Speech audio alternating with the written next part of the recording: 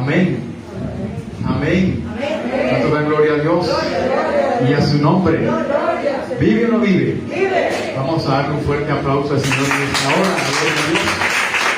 Porque Él vive para siempre su misericordia. No nos cansamos de adorar y de exaltarle. Amén. Gloria a Dios. Gracias a los hermanos que están ahí en línea con nosotros en esta hora. Que el Dios del cielo les continúe bendiciendo, los que estamos aquí en este lugar, gozándonos en la presencia de nuestro Dios. Amén. Evangelio según San Mateo, capítulo 4. Vamos a estar leyendo la Escritura. Evangelio según San Mateo, capítulo 4. Gloria al Señor. Versículos 1 al verso 11. Está ahí el título, Mateo capítulo 4, tentación de Jesús. Leo la palabra de Dios en esta hora a favor de todos ustedes, tanto los que estamos aquí en este lugar, los que están ahí en línea. Evangelio según San Mateo capítulo 4. ¿Lo tienen ya? Amén, gloria al Señor. Dice la Escritura lo siguiente: entonces Jesús fue llevado por el Espíritu al desierto para ser tentado por el diablo. Y después de haber ayunado 40 días y 40 noches, tuvo hambre. Y vino a él el tentador y le dijo: si eres hijo de Dios, di que estas piedras se conviertan en pan.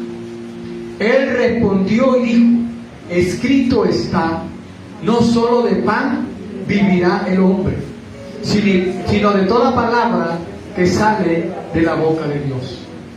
Entonces el diablo le llevó a la ciudad, a la santa ciudad, y le puso sobre el pináculo del templo, y le dijo: si eres hijo de Dios, échate abajo, porque escrito está: a sus ángeles mandará acerca de ti, y en sus manos te sostendrá, para que no tropieces con tu pie en piedra. Jesús le dijo: escrito está también: no tentarás al Señor tu Dios. Otra vez le llevó el diablo a un monte muy alto y le mostró todos los reinos del mundo y la gloria de ellos, y le dijo: todo esto te daré si postrado me adorares. Entonces Jesús le dijo: vete, Satanás, porque escrito está: al Señor tu Dios adorarás y a Él solo servirás. El diablo entonces le dejó, y aquí vinieron ángeles y le servían. Padre, te damos gracias en el nombre poderoso de Jesús por tu gran amor y tu misericordia. Señor, en esta hora hemos leído tu palabra y estamos aquí reunidos, Señor, en este lugar. Nosotros aquí, los hermanos que están allí en línea, con el propósito, Dios, que nos enseñes, que nos corrijas, que nos exhortes, que nos consueles a través de tu palabra. La palabra guiada por el Espíritu Santo, la palabra revelada por el Espíritu Santo y la palabra dada por el Espíritu Santo. Abre nuestros oídos para oír tu palabra. Abre nuestro entendimiento para entenderla y nuestro corazón para atesorarla. En Cristo Jesús, Señor amado, te lo pedimos dándote las gracias, Señor. Amén, amén y amén. Dígale al que está a su lado: en el mundo, pero no del mundo. Aleluya. Jesús estaba en el mundo, vino al mundo. Y hemos analizado los tres términos en cuanto a la palabra mundo, y la Escritura recalca ya en el Evangelio según San Juan: de tal manera amó Dios al mundo, que entregó a su Hijo unigénito, para que todo aquel que en él crea no se pierda, mas tenga vida eterna. Y Cristo vino al mundo, vino a la tierra, y estando allí en la tierra, dice la Escritura que fue llevado por el Espíritu Santo al desierto. El desierto tipifica la prueba. el desierto tipifica la dificultad.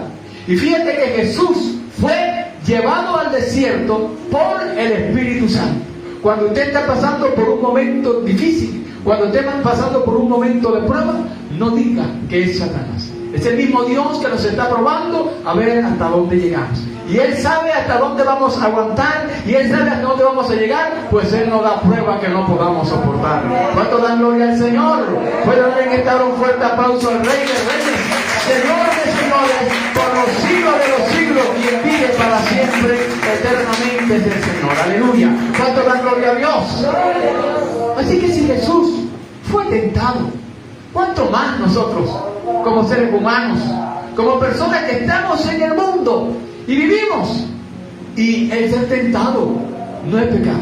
Pecado es ceder a la tentación. Y quiero llamarte con esta lectura bíblica, con este pasaje que leímos aquí en Mateo capítulo 4, versículo 1 al 11, para que vea usted lo que Juan recalca en cuanto a lo que él dice: no améis al mundo ni las cosas que están en el mundo. Nosotros estamos hablando y llevando este tema sobre esta serie en el mundo, pero no del mundo.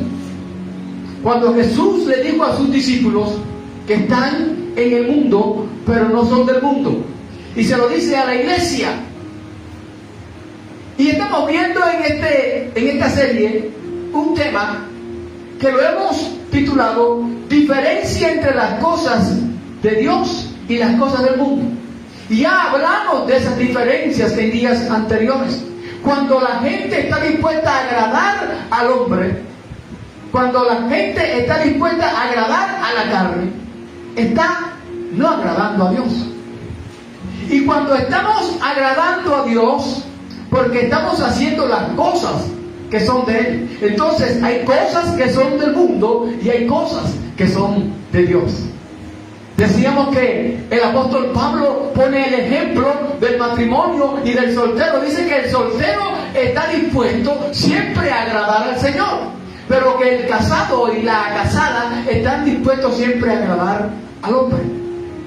Entonces, eso es lo que se refiere la Escritura cuando estamos hablando de cosas de Dios y cosas del mundo. Y decíamos en días anteriores que las cosas de Dios son eternas, y esto es lo que dice el Señor cuando dice: buscad primeramente el reino de Dios y su justicia, y las demás cosas serán añadidas. Y les ponía el ejemplo, por lo menos en cuanto a las cosas del mundo, las que perecen, en las cuales no se agrada a Dios, sino que se agrada al hombre. Hoy quiero hablarte, siguiendo con este tema, diferencia entre las cosas de Dios y las cosas del mundo, lo que hay en el mundo. Vamos a hablar de lo que hay en el mundo. Y en el mundo hay de todo. Y hay muchas cosas. Pero Juan, en la epístola que escribe, en su primera epístola, recalca tres términos muy importantes de las cuales hay, o lo que hay en el mundo. Primera de Juan, capítulo 2, ya lo hemos leído, vamos a leerlo nuevamente en esta hora. Primera de Juan, capítulo 2, versículo 16. Mira lo que dice la Escritura: porque todo lo que hay en el mundo, los deseos de la carne, diga conmigo, deseos de la carne. Luego dice, los deseos de los ojos, diga conmigo, deseos de los ojos, y la vanagloria de la vida. Tres términos, vamos a repetirlo. Primero, dice ¿cómo? Los deseos de la carne, los deseos de los ojos y la vanagloria de la vida. Dice el texto: esto no proviene del Padre, sino del mundo. Y esto es lo que en el mundo hay, lo que el mundo ofrece. ¿Qué ofrece? Deseos de la carne, deseo de los ojos y la vanagloria de la vida. Yo creo que si en esta hora nos ponemos a detallar cada uno de estos términos, el tiempo que tengo para estar aquí con ustedes no me va a dar para aclarar y hablar de esto. ¿Qué es lo que hay en el mundo? Hablemos un poquito de los deseos de la carne. Los deseos de la carne es todo aquello que apela al deseo o al apetito carnal o físico. Los deseos de la carne es todo aquello que siempre está buscando el apetito o saciar la carne o saciar lo físico. Hay deseos de la carne que son malos, pero también hay deseos de la carne que son necesidades del cuerpo que hay que satisfacer. Si a usted le da sed, la sed es un deseo de la carne, el cual hay que satisfacer, y se satisface tomando el líquido precioso como es el agua, porque solamente con el agua se puede saciar la sed. ¿Y de dónde viene ese deseo? ¿De dónde viene esa satisfacción? De tu cuerpo, de la carne, porque la carne necesita el líquido para subsistir. Amén. El hambre es un deseo de la carne. El hambre es una necesidad. ¿A cuánto lo que está aquí no le da hambre?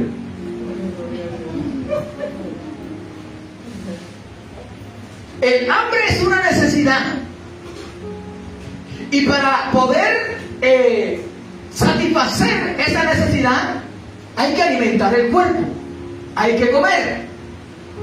Y como es una necesidad del cuerpo, y a pesar de ser una necesidad del cuerpo, no es pecado. Es un deseo, es una necesidad, pero no es pecado. ¿Cuándo se convierte el hambre en pecado? Cuando el hambre no se sacia.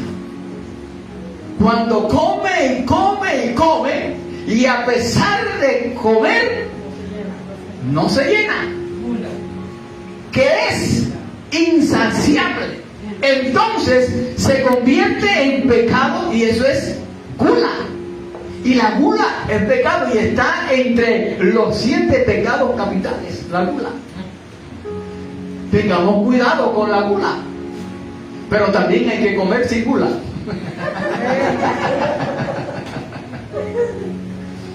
¿Cuántos dan gloria a Dios? Gloria a Dios. Igual con el ingerir bebidas, y al igual con las satisfacciones sexuales, son deseos de la carne. Pero está establecido que el hombre y la mujer tengan relaciones sexuales. Claro que está establecido y está dado por Dios. Desde un principio se estableció. Pero cuando se salen de los parámetros divinos, inmediatamente se convierten en deseos carnales, pecaminosos. Y algunos de nosotros tildamos, como vengo diciendo en estos días, muchas cosas. Es que eso es pecado. Mira cómo camina, mira cómo anda, mira cómo te viste, mira cómo... Sí. Hay cosas que son satisfacción de la carne y que son pecado. Pero hay cosas que son satisfacción de la carne y no son pecado.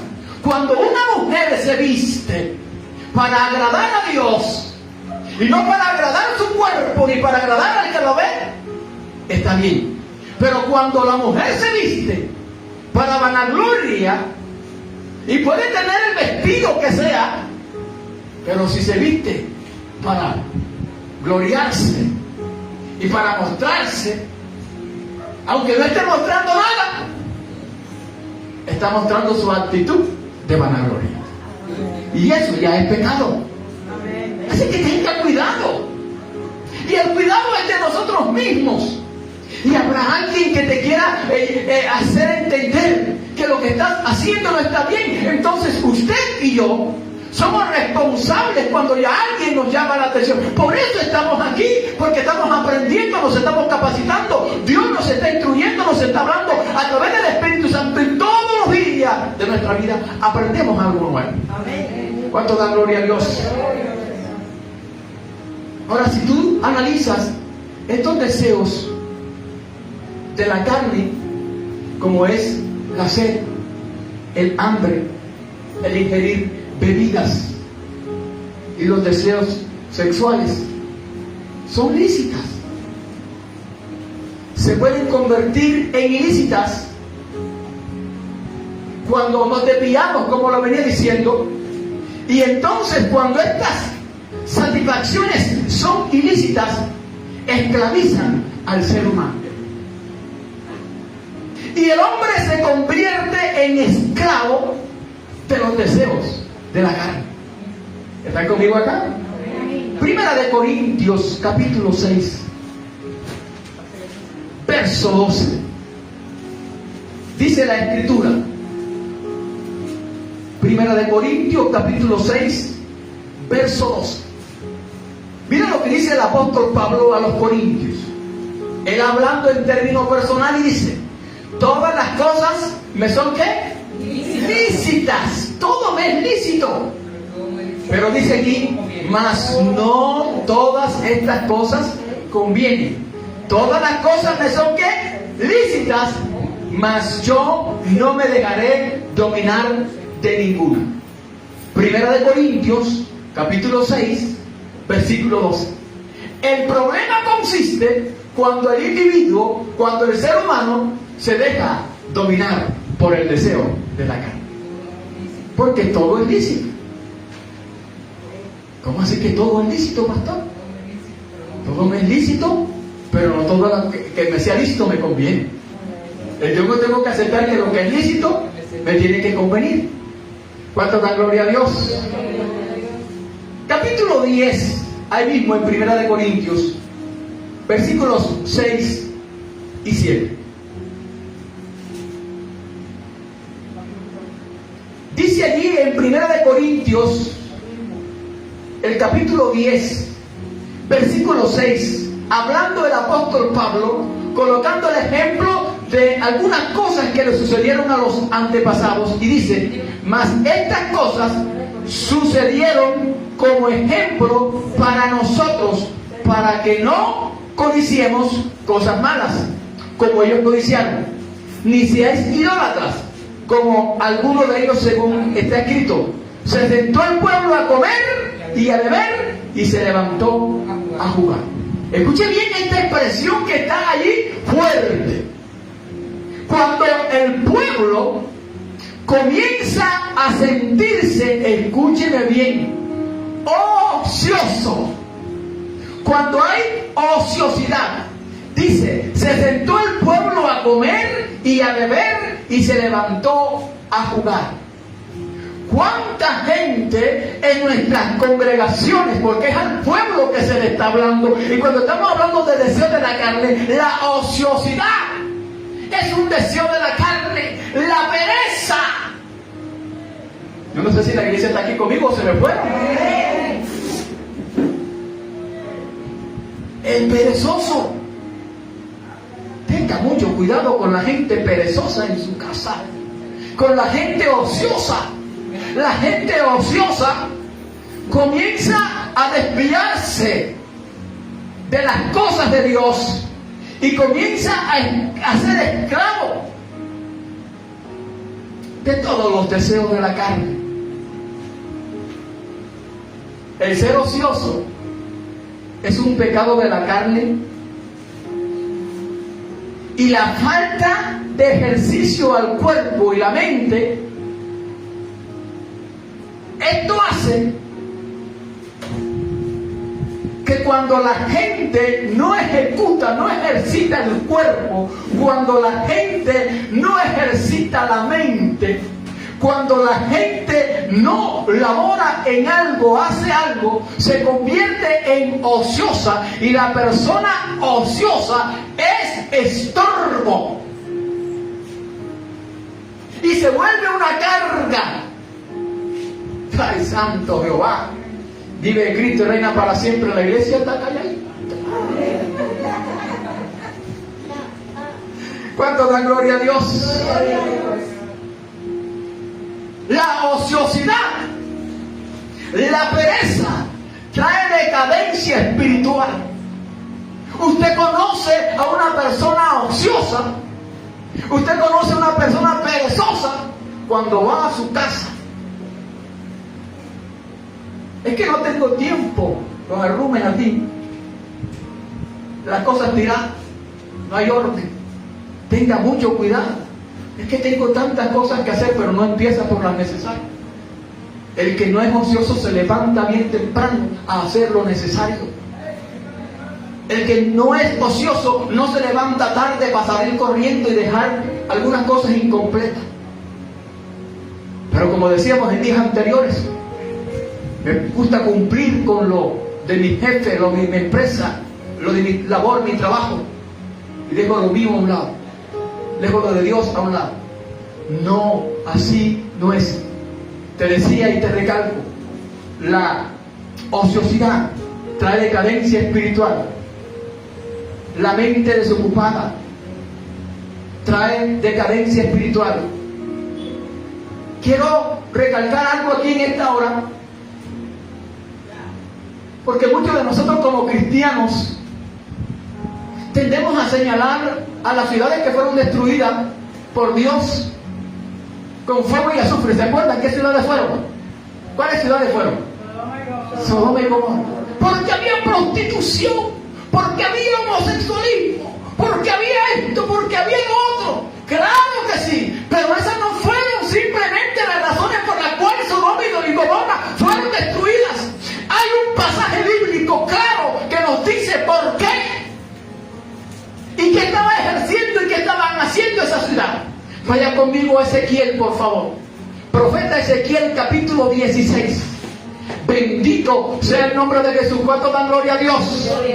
¿Cuánto dan gloria a Dios? Gloria a Dios. Ezequiel, capítulo 16. Vamos a los versículos 49 y 50.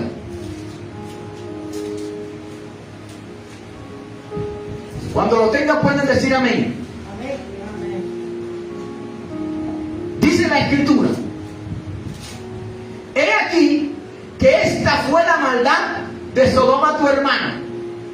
Esta fue la maldad de Sodoma tu hermana.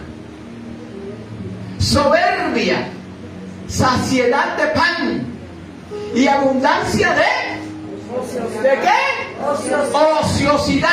Tuvieron ella y sus hijas, y no fortaleció la mano del afligido y del menesteroso, y se llenaron de soberbia e hicieron abominación delante de mí. Cuando los vi, las quité. Ahora, ¿por qué viene esto de lo que les acabo de nombrar, de estos deseos carnales? Porque había ociosidad. Dice la Escritura allí, tremendo, la palabra dice: abundancia de ociosidad tuvieron ella y sus hijas. ¿Y por qué vino esto del pecado? Que habla la Escritura y que decimos fue destruida, y entonces viene allí lo que es la sodomía y lo que es la cuestión, porque ellos estaban allí como lo tenían todo. Mire, dice el versículo 49: aquí que esta fue la maldad de Sodoma tu hermana. Soberbia, saciedad de pan, o sea, lo tenían todo, estaban saciados. Había abundancia de todo, y la abundancia de todo hizo que se convirtieran en soberbios. Y la soberbia, como había abundancia de pan y abundancia, entonces viene la abundancia de la ociosidad.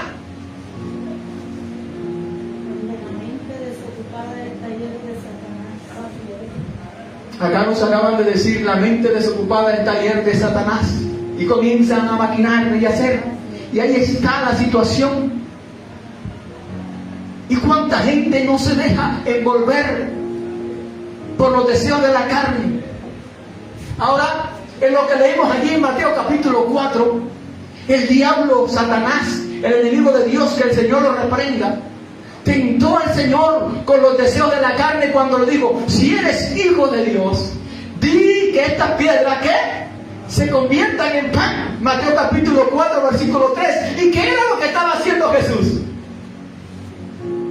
¿Qué estaba haciendo Jesús allá en el desierto? Ayunando. Estaba ayunando. Y dice que ayunó por 40 días y 40 noches. Imagínate tú, un cuerpo ayunando 40 días y 40 noches. ¿Qué tenía?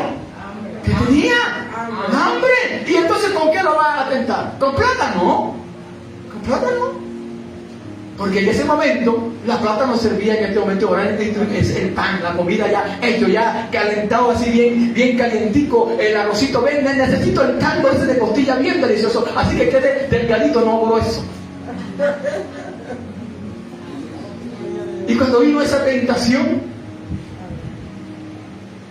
escrito está, le contestó el Señor, no solamente de pan vivirá el hombre. Ahí fue tentado el Señor con los deseos de la carne, una necesidad normal, hambre, porque estaba ayunando. Cuando algunos de nosotros estamos ayunando, es cuando nos acordamos de los mejores platos. Una vez estábamos en unos tiempos de ayuno, y habíamos como 3 o 4 hermanos ahí, y había una hermana que comenzó a gritar: hermano, tuve una visión, vamos a levantar como un buen sancocho. ¿Está pensando en la comida en el ayuno? Y entonces dice: ¿cuál fue la visión? Era que ella tenía un cucayo en la mano que le corrió el aceite. Y yo le dije: hermana, usted lo que tiene es hambre. Tenemos que tener cuidado, saquemos el tiempo para estar con el Señor, pero que sea para apartarnos para Él y no pensar, es que usted está aquí en la iglesia y usted puede estar tentado a estar pensando en lo que dejó en la casa, ¿sí o no? Porque nuestra mente es eso, y te vaya, ay, los niños los dejé solos y el pastor ahora está, imagínate, hablando y esta calor que está haciendo aquí, ay, Dios mío. Deleítate a sí mismo en Jehová, y Él te concederá las peticiones del corazón. Que usted vino a adorarle, vino a exaltarle. No se quiera ir tan rápido de la presencia de Dios. Hay algo especial para ti en esta hora. ¿Cuánto dan gloria a Dios? ¿Cuánto dan gloria a Dios? Y a su nombre.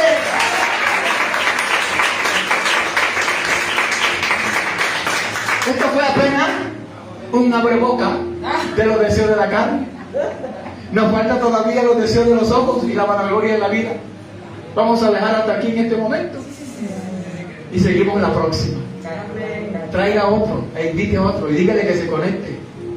Pásele a sus contactos la página para que le den me gusta, para cuando empecemos a transmitir salga allí la palabra, porque sé que muchos están siendo edificados por esta palabra. En el mundo, pero no del mundo. ¿Cuánto dan gloria a Dios? Hace mucha gente tergiversa lo que es el carnal, lo que es el mundano. La iglesia no es mundana, no, la iglesia es de Cristo, la iglesia es cristiana, lavada con la sangre del Cordero. Cuando alguno comienza a mofarse y a hablar y a tildar a alguno de mundano de esa palabra, tiene que darle cuenta a Dios si no se arrepiente. Así que tengamos mucho cuidado.